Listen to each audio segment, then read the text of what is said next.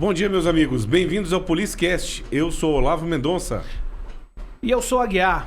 Hoje, Olavo, temos aqui um convidado especial, transmitindo aqui diretamente aqui dos nossos estúdios para a TVC Brasília. Vamos receber o secretário de Segurança do Distrito Federal, Dr. Júlio.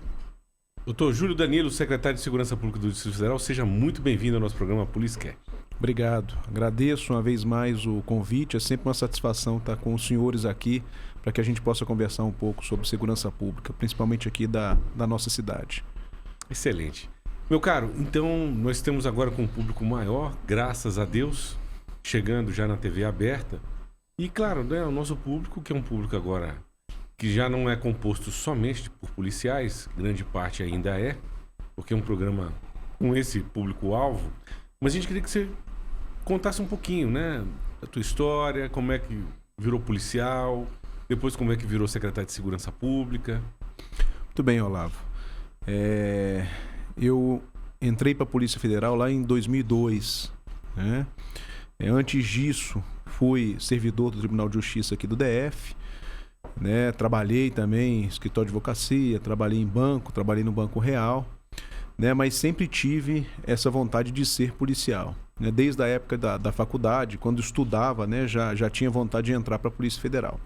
Então prestei o concurso no ano de 2001 ainda, né? E em 2002 ingressei e a minha primeira lotação foi em Palmas, né? Passei lá um período, quase 2 anos. De lá vim para Brasília, né? E aqui em Brasília trabalhei na divisão de controle de produtos químicos, fui chefe do setor de investigação de desvio de produtos químicos, que fazia e faz parte, né, da área de repressão a drogas, né? Depois trabalhei na coordenação de repressão a drogas também durante um bom período, fui chefe do serviço de apoio técnico de lá, trabalhei na diretoria de combate ao crime organizado, também ali a época de grandes operações, né, enfrentando tanto tráfico de droga quanto também a criminalidade organizada. Posteriormente retornei ao setor de divisão de controle de produtos químicos, onde pude chefiar aquela divisão. Passei um período também fora do país, fui adido policial na Bolívia, né, por 3 anos e meio. Retornando de lá da Bolívia, e a Bolívia a gente trabalhava 90% do tempo ali com repressão ao tráfico de drogas, né, na cooperação internacional, lógico, e ao tráfico de armas também. Então, retornando de lá, quando estava lá ainda para voltar ao Brasil, ali no final de 2018, fui convidado por um colega que assumia a área de repressão a drogas aqui em Brasília, retornei e trabalhei na Coordenação Geral de Repressão a Drogas e Facções Criminosas. Lá fui chefe da Coordenação de Repressão a Crimes Violentos, sempre voltado a essa área também de assalto a banco, tráfico de armas, tráfico de drogas, crime organizado.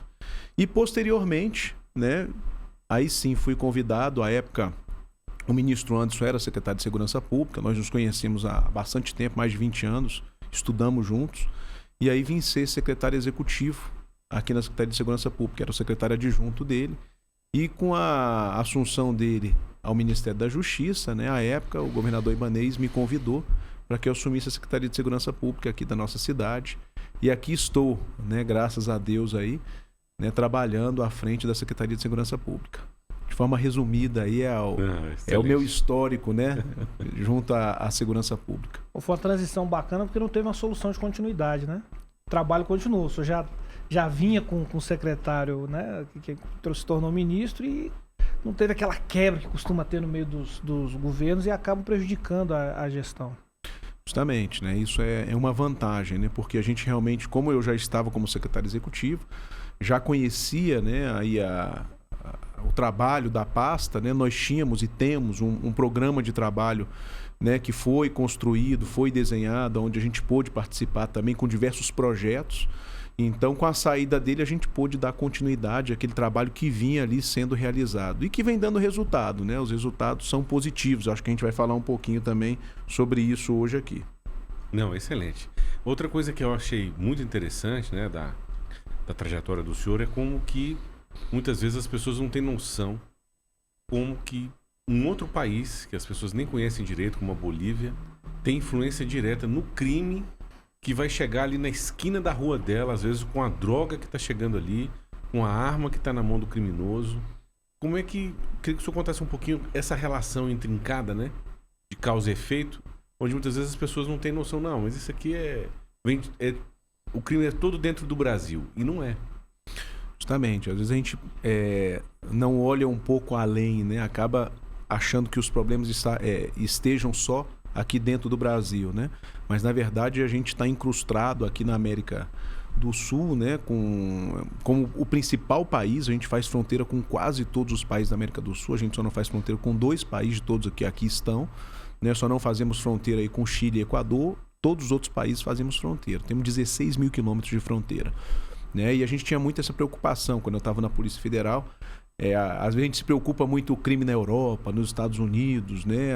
A questão dos portos e aeroportos, que é importantíssimo, mas a gente não pode esquecer a fronteira seca também, né? Onde a gente tem ali a entrada, né, de drogas, de armas e a saída de riquezas do país. Então é importantíssimo que a gente atue lá também. Ou seja, nós fazemos fronteira aí com os 3 principais ou 3 maiores produtores de cocaína do mundo: Colômbia, Peru e Bolívia.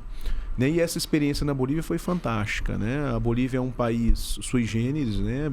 Com peculiaridades ali do seu povo, é um país muito tradicionalista, diferente, né? Tem uma influência indígena muito forte, é um país onde a grande maioria da população, que hoje gira em torno de 11, 12 milhões de habitantes, apesar de um território grande, se a gente for comparar ali com outros países da América do Sul, né? Mas um país ainda muito pobre, onde a gente tem a produção de cocaína ali, né? Você tem uma dificuldade até pelo relevo e pelo avanço, né, do país, questões de infraestrutura, de acesso a certas áreas, que acaba facilitando sim a atuação do crime organizado ali, né? Seja fomentando a produção da folha de coca, né? A produção de cocaína. Ela cresce na sua maioria ali na região andina, né? As condições climáticas elas são muito boas para que isso aconteça. E por isso que a gente pega, né? Bolívia, Peru e Colômbia. Há também já hoje o registro de plantação de folha de coca já mais saindo um pouco assim da zona andina, na região amazônica, por exemplo, ali no Peru e Colômbia, a gente já tem também plantação de folha de coca ali, né? A gente faz esse acompanhamento. Quando eu falo o Brasil, né, a Polícia Federal já faz esse acompanhamento também, mas as condições climáticas melhores para a produção da folha de coca são nessa região andina, que é um pouco mais elevada, não lá em cima, né? Ali você pega no intermediária, nessa altura intermediária, e se produz ali a folha de coca, né? E dali se tem a produção da cocaína. E se aproveita também da questão cultural, né? Já que na Bolívia, por exemplo, eles têm o costume, a população tem o costume de consumir a folha de coca até para combater o problema da altitude. Isso, o mal da altitude, né? Tem questões tradicionais, né, culturais, que eles mascam a folha de coca. E você vê ali os originários, né, as pessoas que mantêm essa tradição. Não é proibida a plantação de folha de coca, que é outra coisa também. Na Bolívia não se proíbe a plantação de folha de coca, só que ela tem que se restringir, que eles chamam ali de um cato, né, que daria ali 10 mil metros quadrados por família, né? A pessoa poderia, uma produção meio que familiar, né, para a venda, para esse consumo. Lá eles consomem bastante o chá de coca, todo mundo fala, tomar o chá de coca, né? E na verdade, ali o alcaloide de cocaína, a concentração ela é muito baixa em cada folha que a pessoa masca, aquilo não dá para a pessoa mascar e se alterar. É mais né? Um vasodilatador mesmo. Isso. Né? Então, justamente para facilitar a questão do mal da altitude. O problema todo é o desvio daquilo ali para a produção, né, da cocaína, que ocorre no país, né? E aí o mercado principal de direcionamento isso é o Brasil, ou seja, para consumo, ou então para passagem de transporte para saída por meio dos portos, né? Mesmo porque nós temos 3.600 quilômetros de fronteira seca, né, com a Bolívia. Seca na sua maior parte, porque tem parte ali também que é o rio, mas o rio não é um rio com dificuldades, não, com dificuldade de se passar, né? Então a maior parte dessa fronteira também ali é de zona pouco povoada, né? Zona rural, né? Zona de mata, o que acaba facilitando a atuação ali da criminalidade, né? Seja para saída de veículos roubados, que a gente tem muito isso também, diversos veículos que são roubados no Brasil e são internados para lá, e aí são trocados, que seja por droga, por armas, e uma série de coisas. E o desafio era esse, né? Trabalhar ali junto com a polícia boliviana, que é uma polícia nacional, né? Que tem as suas dificuldades até de infraestrutura, né? De coordenação, de avanço também, seja tecnológico ou avanço também nas técnicas de investigação. Mas a gente trabalhava, cooperava bastante, realizávamos algumas operações de forma simultânea ali, né? Tentando identificar criminosos que atuavam na Bolívia e dali acabavam também internando droga, mandando droga de lá para o Brasil, né? E do Brasil trazendo também bens que entrassem na Bolívia. Entendi. Foi um período bem interessante, acho que assim, bem profícuo. Eu passei, como eu disse, 3 anos e meio lá. Estava sempre na fronteira com o Brasil ali, trabalhava com o pessoal da inteligência, né, de forma corriqueira, cooperamos bastante também, tentando prover capacitação aos policiais de lá, né, esse intercâmbio de dados. Mantínhamos alguns oficiais de enlace nas nossas delegacias de fronteira e algumas unidades de inteligência, o que facilitava o intercâmbio de informações, né, até mesmo a realização de algumas investigações ali, como eu disse, de forma conjunta. Não, excelente. E no caso, por exemplo, dessa atuação lá na Bolívia, igual o senhor comentou, né? A questão da infraestrutura deles é terrível. Eu também tive o privilégio de fazer uma cooperação internacional com o pessoal da Polícia do Peru, né? A PNP. E a gente discutindo, né? As polícias brasileiras e as outras polícias, né? O próprio pessoal do FBI. E eles foram comentar que eles têm dificuldade com o parque de viaturas, né? De comprar carro, manter carro funcionando num país que tem esse problema todo. E uma coisa que me chamou muita atenção, que o senhor comentou bem, é a questão das fronteiras secas. No caso da Bolívia, faz fronteira com quais estados, assim, e quais são os locais mais complicados? A gente tem ali, né, a fronteira que nós temos com a Bolívia, aqui com o Brasil, a gente tem Acre, as principais cidades ali é Cobija e Epitaciolândia, né, Brasileia, que nós fazemos fronteira.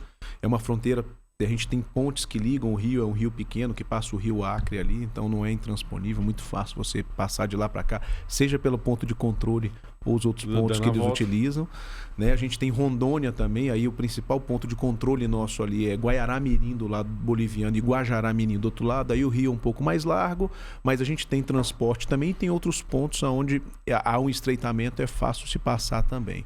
Depois a gente vai ter ali com o Mato Grosso, que é uma fronteira grande também. A gente tem pontos principais, onde tem a principal ponto de passagem ali, vai ser Cáceres, que está ali a 60, 70 quilômetros da fronteira, né, que vai ter uma entrada com San Matias na Bolívia. É um local meio conflituoso, meio afastado tanto da Bolívia quanto do Mato Grosso.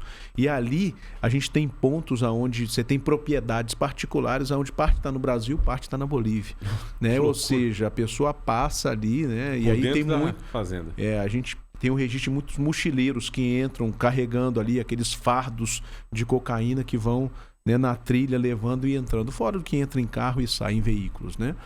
A gente tem o Pantanal abaixo e a outra fronteira do Brasil, o estado que vai ter é o Mato Grosso do Sul com a Bolívia também. O principal ponto ali de controle e entrada é Corumbá e do outro lado Puerto Quirraro e Puerto Suárez, né? Que também há um controle, mas ali você tem o Rio Paraguai, tem como você também passar por ali. Então é bem complicada essa questão do controle das fronteiras. Além disso, a gente também registra um grande movimento de pequenas aeronaves, né? Hoje em dia você pega ali a rota, não só a droga que é produzida na Bolívia, mas também do Peru acaba sendo escoada. Ela entra para a Bolívia e da Bolívia ela é distribuída ou para o Brasil ou para o Paraguai. Chegando no Paraguai, aí sim, eles sentem como um grande centro de acópio, como eles chamam, né? Na verdade, de armazenamento, e ali essa cocaína ela entra para o Brasil, ela vai para a Argentina e vai para o Uruguai, para poder tanto o consumo interno quanto também a saída dela para os países aí, que seja principalmente a Europa, né? Ou passando pelo continente africano. Austrália também é um dos pontos aí, né? De remessa, às vezes, dessa cocaína. 1 quilo de cocaína que chega na Europa aí é em torno de 25 mil, 30 mil dólares o quilo. Sendo que o preço aí de aquisição lá, você vai estar girando em torno de 1.000, 1.500 dólares. Então você vê a escala desse preço, né? É um mercado que acaba movimentando muito dinheiro e aí acaba também atiçando a cobiça desses traficantes, desses criminosos. E o custo que a gente tem, né? Quando a gente pensa nisso, lá na ponta da linha, a violência que é gerada pelo tráfico de drogas. A gente vê, né, a violência urbana mesmo, seja ela pela venda, pela disputa de território, né, e até mesmo aí pelo acerto de contas. E é a criminalidade realmente nos grandes centros. A disputa pelo mercado, né? Porque é um mercado que funciona sob regras diferentes do mercado comum, né? O mercado que funciona sob a regra da violência, da tomada de território. E aí o tráfico acaba gerando todo esse caos que a gente esse caos. Além dos males causados também pelo uso indiscriminado das drogas, né? A gente vê as famílias destruídas pelo consumo de droga, né? Pessoas aí que são viciadas, né? Acabam ficando como moribundos ali, verdadeiros zumbis e dependentes, né? De droga. Então, realmente, esse é o mercado que deve ser combatido. E o Brasil tem buscado se dedicar. Não é fácil, né? A gente pensar que os Estados Unidos, que tem uma fronteira muito menor com o México, as dificuldades que nós vemos que um país tem bem estruturado, né? Que faz um controle fronteiriço, imagina nós aqui que temos essa dificuldade, esse desafio, né? De ter 16 mil quilômetros de fronteira e ali a gente tem que estar fazendo esse controle. Não é fácil, né? Mas a gente tem buscado se dedicar a isso. E aqui no DF? No caso, por exemplo, essa droga que abastece o tráfico de drogas aqui no Distrito Federal, hoje nós temos até facções próprias do DF. Antigamente era quase que impossível. E essa droga que vem desses outros países, né, que o senhor comentou muito bem, que tem países que são mais focados no plantio, tem mais países que são focados na questão do refino, tem outros que armazenam e tem outros que a gente é mais pelo meio de transporte. Essa droga que chega aqui no DF, é possível rastrear ela? Eu vou pedir para o senhor comentar isso daqui a pouquinho, que a gente vai para o intervalo e volta daqui a pouco.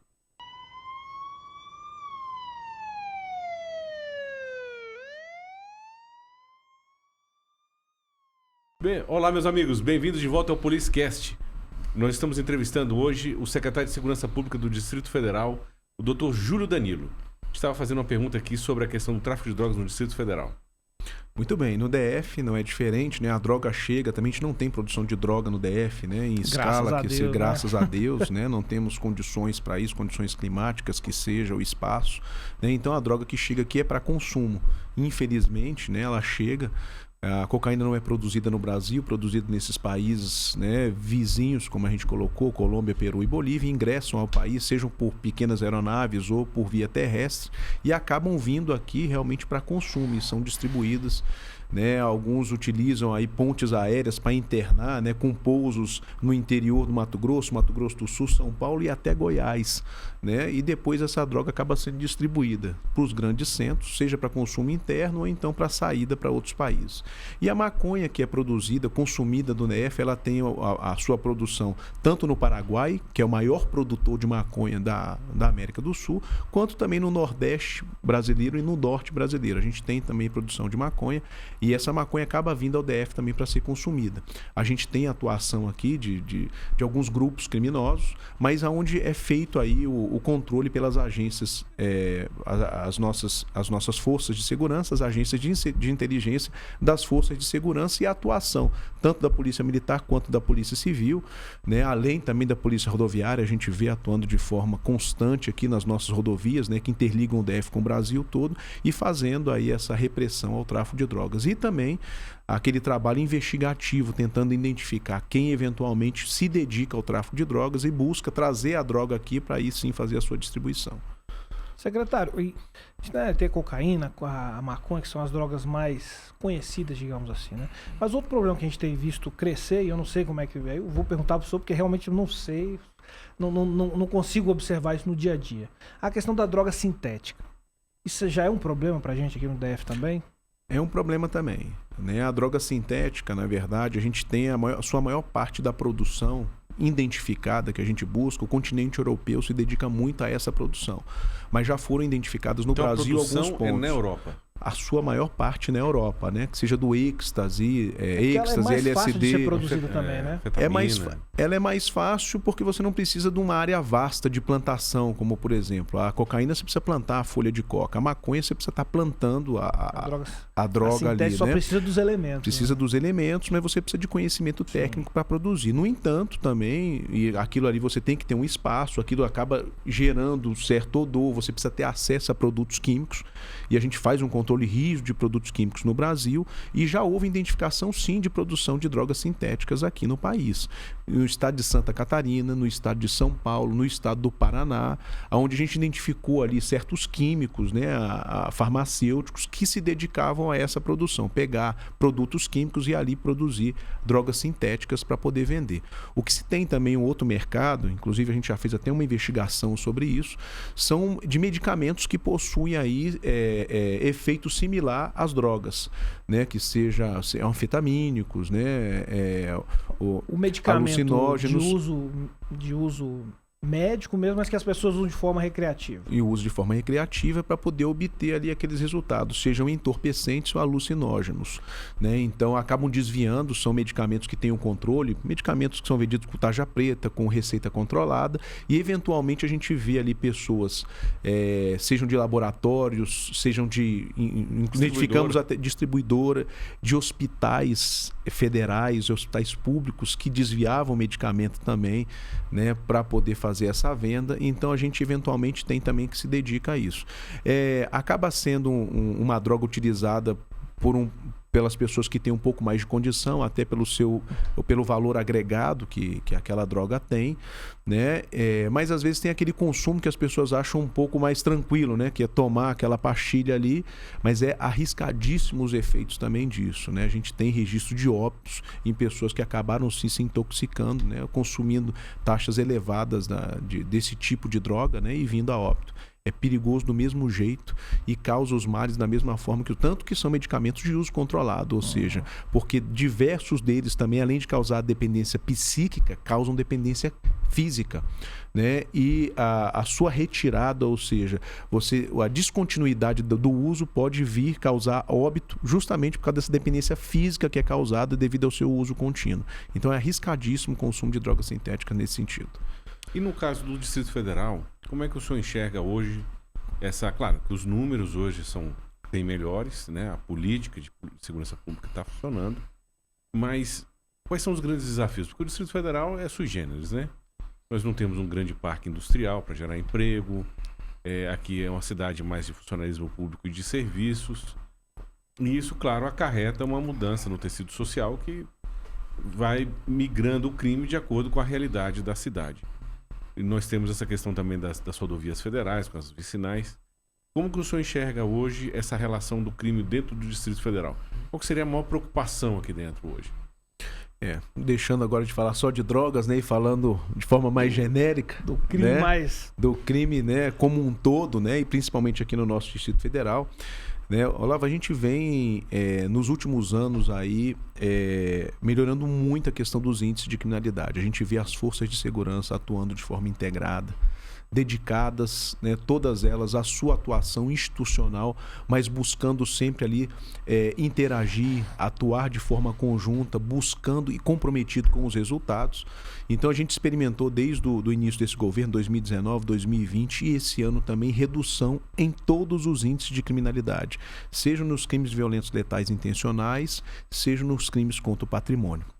Como você colocou, o DF, né, nós temos aí uma concentração populacional grande. Nós hoje somos quase 3 milhões e 100 mil habitantes só no DF, fora a RID, né, que a gente tem no entorno de Brasília também aí uma grande população. Que vem para Brasília quase todos os dias. Que aqui alguns trabalham, né, outros buscam serviços, sejam serviço médico, né, sejam ali serviços que a cidade oferece, diversão e tudo isso.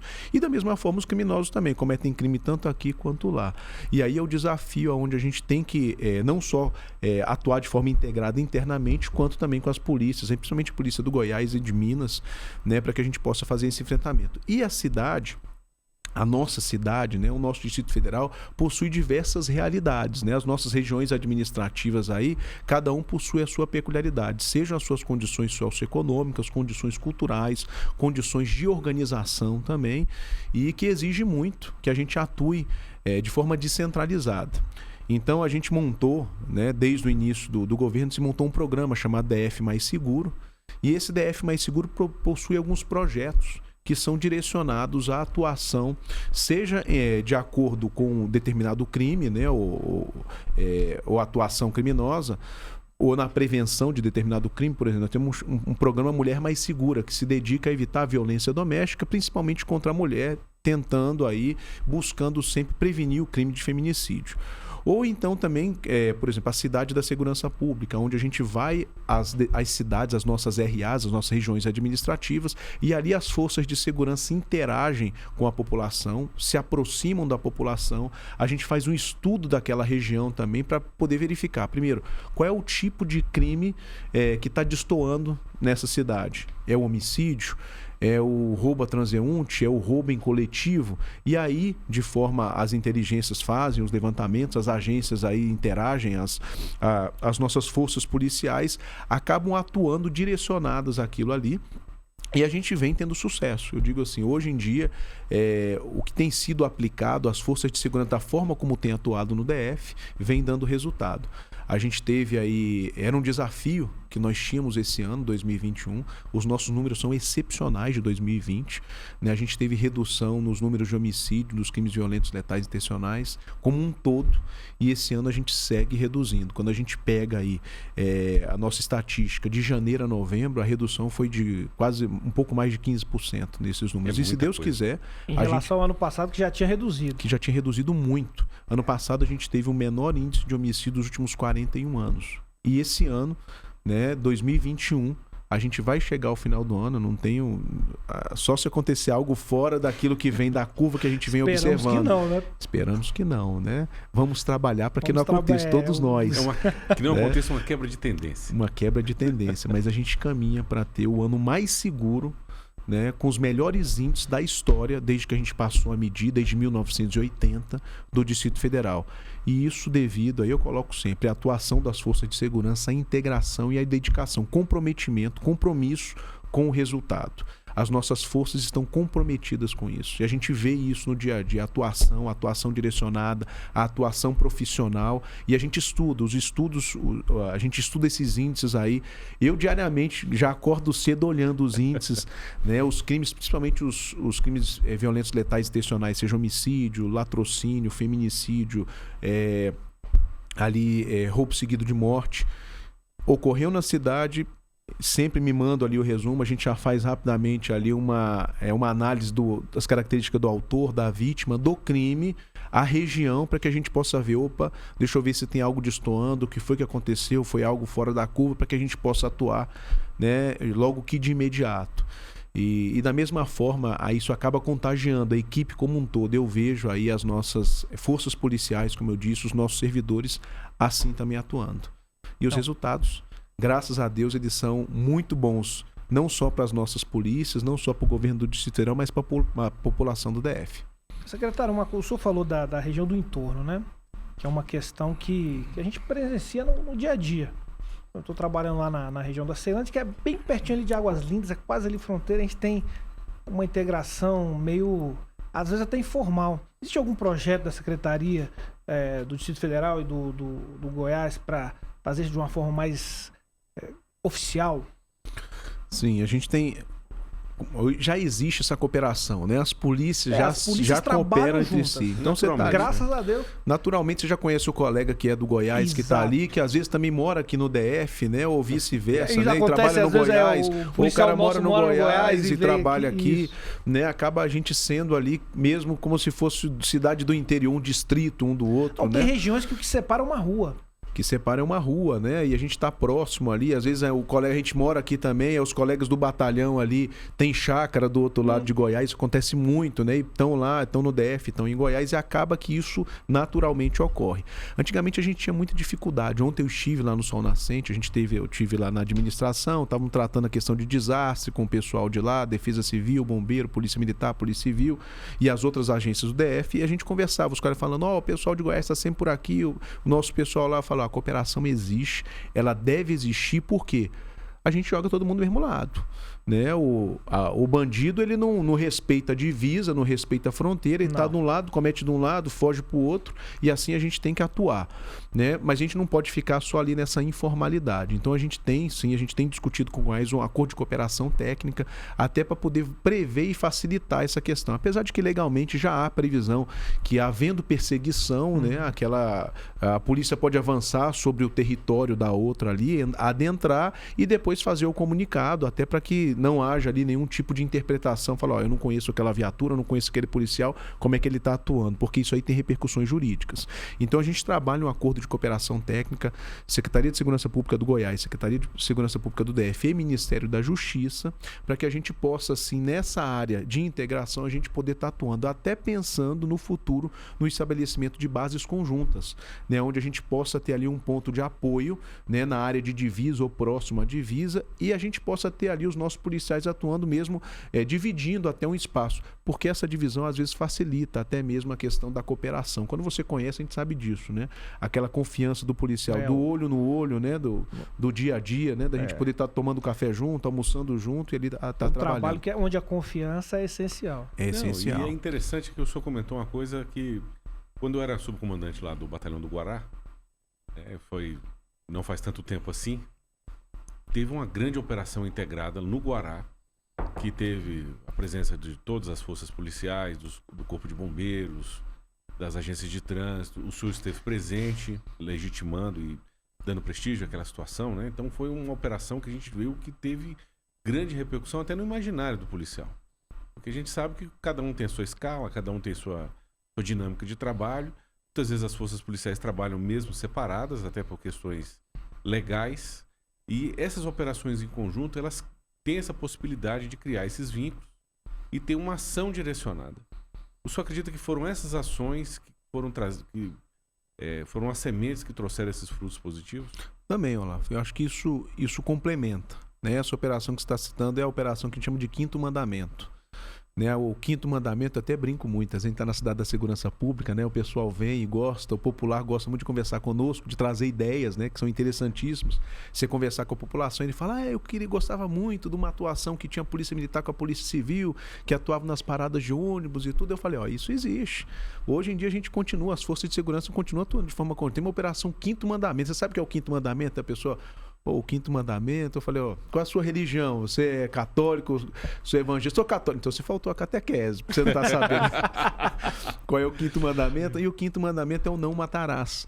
Né? A operação Quinto Mandamento, ela tem como o seu mote a preservação da vida. E quando a gente fala em preservação da vida, a gente combate o tráfico de drogas, o tráfico de armas, o crime violento, o consumo excessivo de álcool, porque a gente sabe que grande parte dos homicídios a gente tem ali ou a venda e o consumo de drogas, o abuso de drogas e de álcool também, e seja também o crime de feminicídio ou da violência doméstica. Então o consumo excessivo e a venda irregular de álcool também acaba aí desequilibrando os nossos números da segurança pública. Então na Quinto Mandamento a gente tem ali a agência de fiscalização, é o DF Legal, o IBRAM, né, que atuam conosco também, vigilância sanitária, fazendo a parte da fiscalização, e a polícia e os órgãos de segurança atuam de forma integrada, ali batendo pontos onde tem a venda, possa haver venda e consumo de drogas e de álcool de forma irregular, né?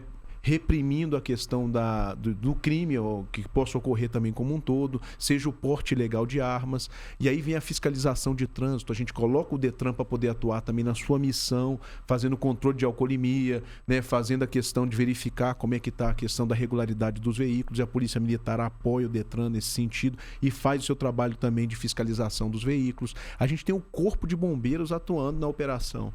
E o que é legal, fala assim, poxa, mas o Corpo de Bombeiros, uma operação seria uma operação policial, na verdade é uma operação de segurança pública. Quando eu avanço ali o Corpo de Bombeiros, coloco num ponto estratégico, fazendo um DHL ali, eu diminuo o tempo-resposta e posso salvar uma vida, seja num acidente, né, seja numa tentativa de homicídio, ou seja, e eu não tenho dúvida de que essa atuação integrada tem sido fomentada por essas operações e tem sim, né, repercutido, tem de alguma forma contribuído para que a gente faça com que esses números reduzam no DF. Não, é excelente. Bom, nós vamos agora também para mais um intervalo e voltamos daqui a pouco.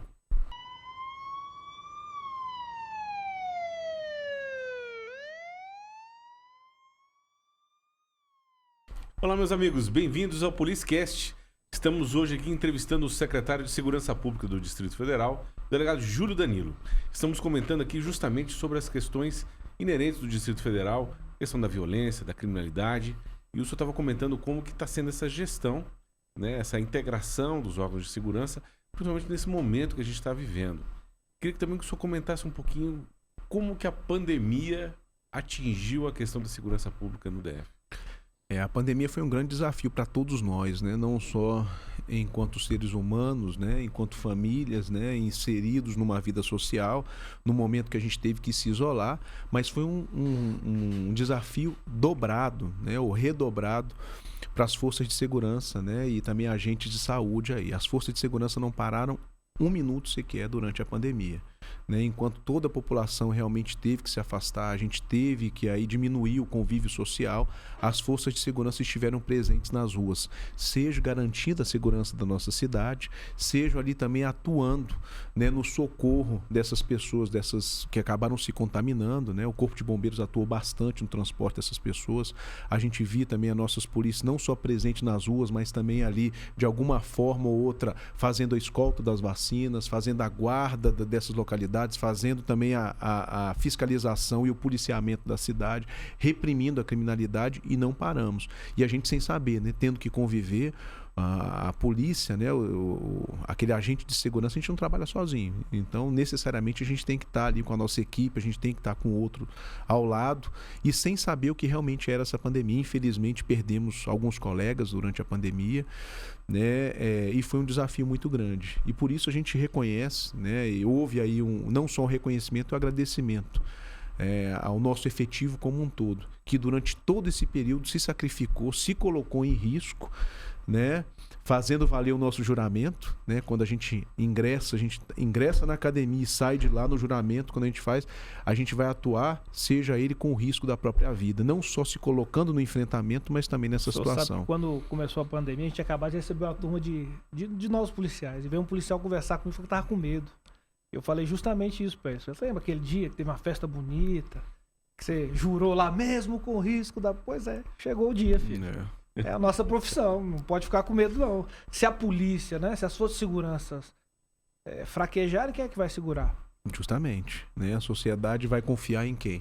Né? E as nossas polícias, nossas forças de segurança, né, não fizeram diferente, estiveram lá, né, atuando, né, de pronto, né? Nenhum momento se fraquejou, nenhum momento teve nenhum tipo de levante, né, ou com relação a querer não atuar, ou querer não se expor, né, a não estar disposto a isso. Não paramos sequer um minuto, né? E depois foi aquele desafio para que a gente pudesse também vacinar as forças de segurança. Havia uma vontade do governo do Distrito Federal para a gente poder iniciar, e a gente negociava com o Ministério da Saúde. Depois de algum tempo, a gente conseguiu começar aí o início da vacinação, né? Começamos com um processo com poucas vacinas inicialmente, né, distribuindo em todas as forças de forma proporcional, e avançamos. Depois a gente conseguiu vacinar boa parte do nosso efetivo. Sobra, né? Quando sobrava vacina. Isso, a gente começou lá que denominaram como... Eu não gostava desse nome, eu nem ia falar, mas o senhor achava um nome terrível. A gente falava dose residual, né? Que era ali, né, de forma mais amena, a rapa do tacho, né?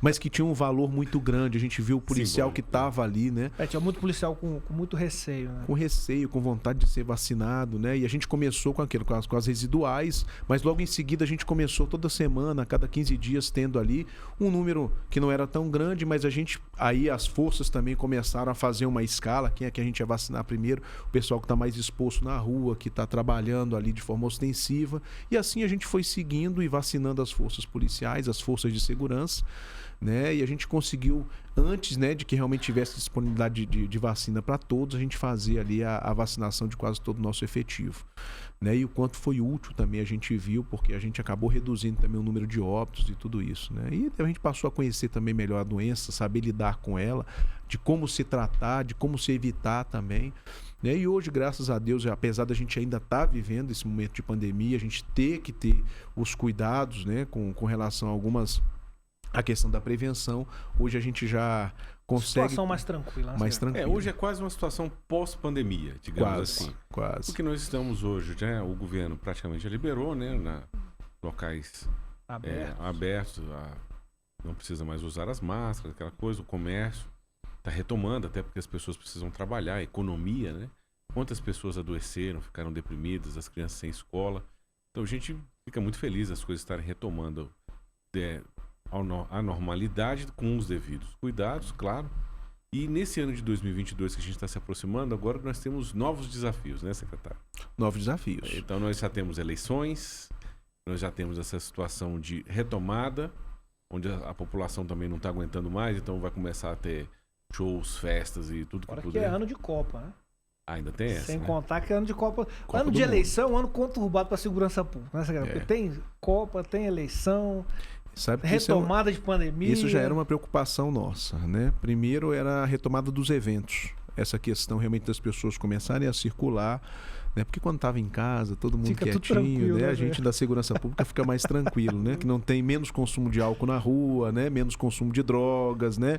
Menos pessoas circulando também. E aí as atividades retornaram e a gente achava que a gente ia ter um aumento, um pico nos números.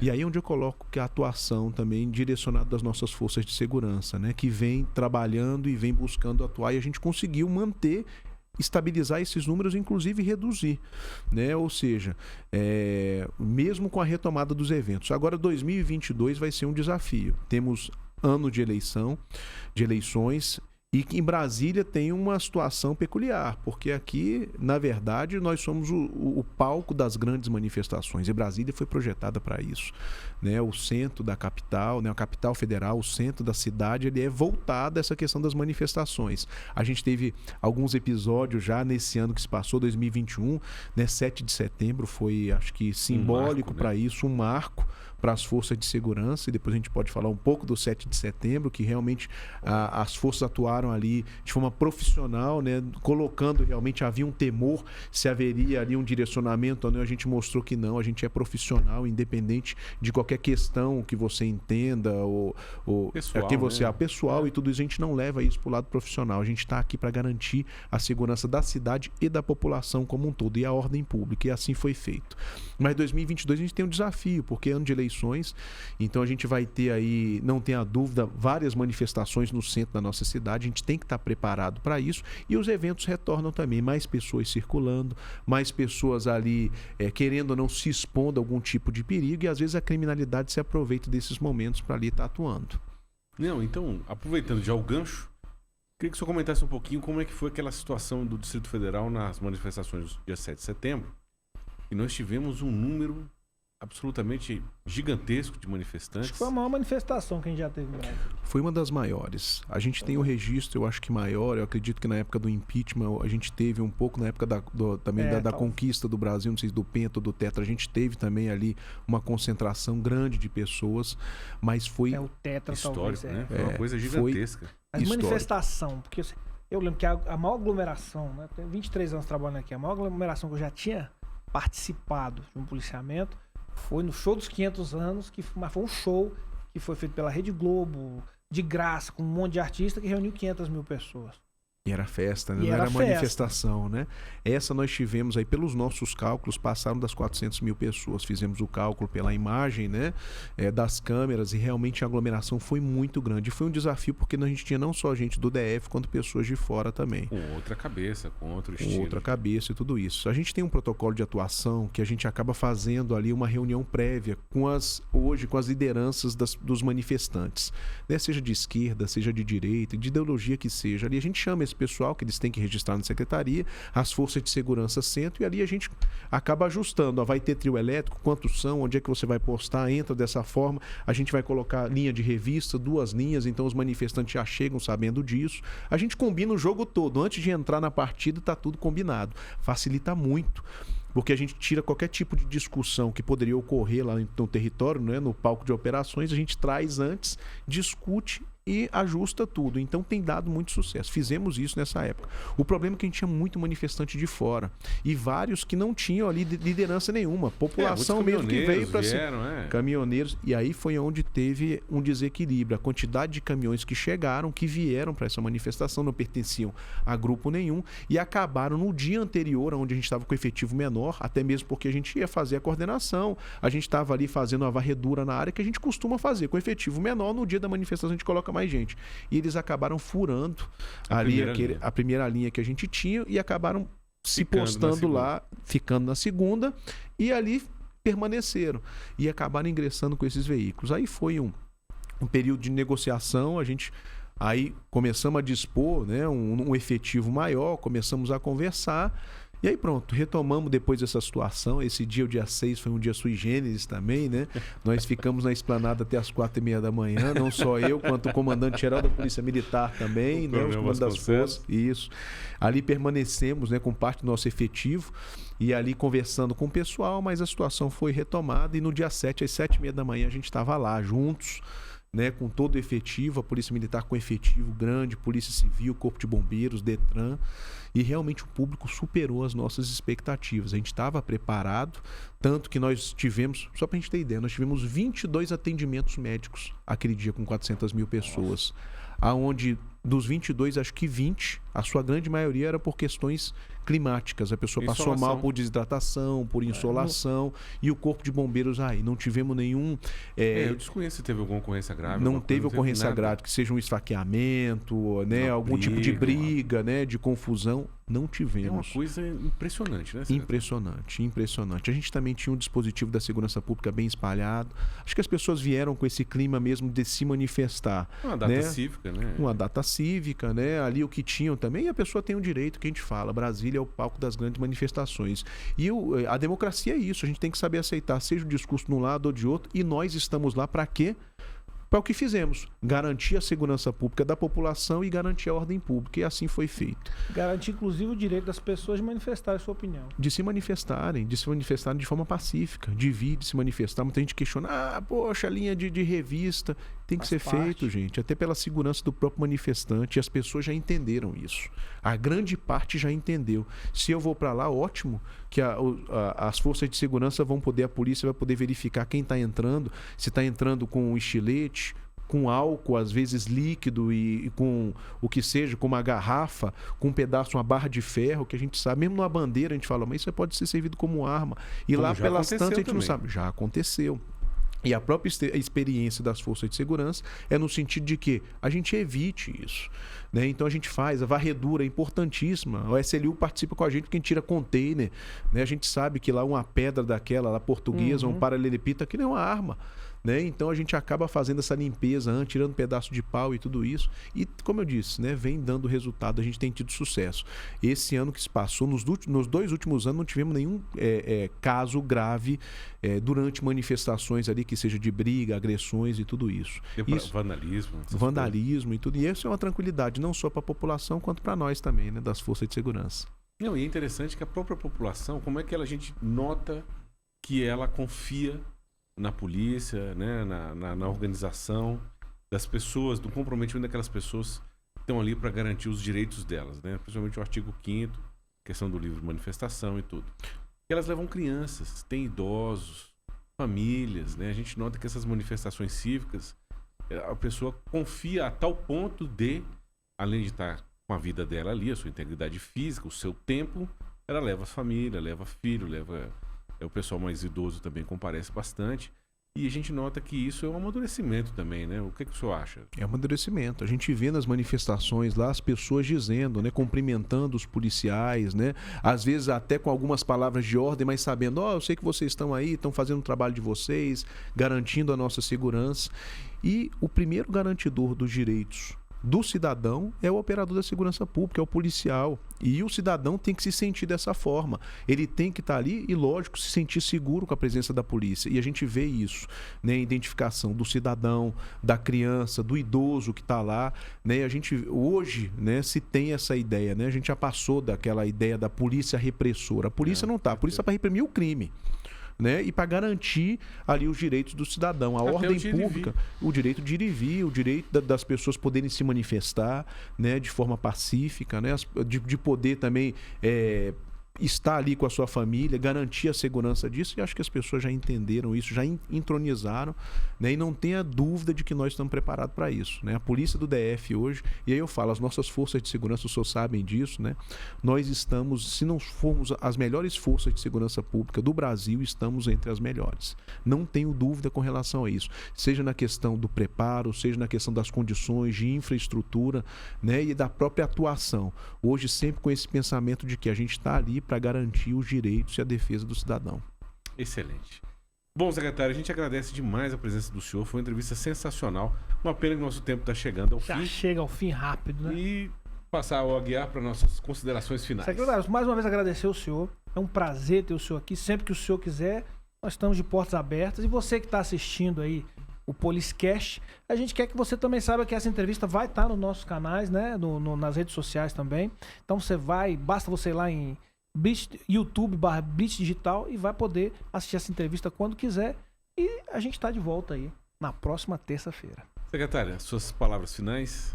Muito bem, Olavo Aguiar, agradeço uma vez mais, né, a oportunidade da gente poder vir conversar aqui sobre segurança pública. Se deixar, a gente conversa aqui o dia Manhã inteiro, né?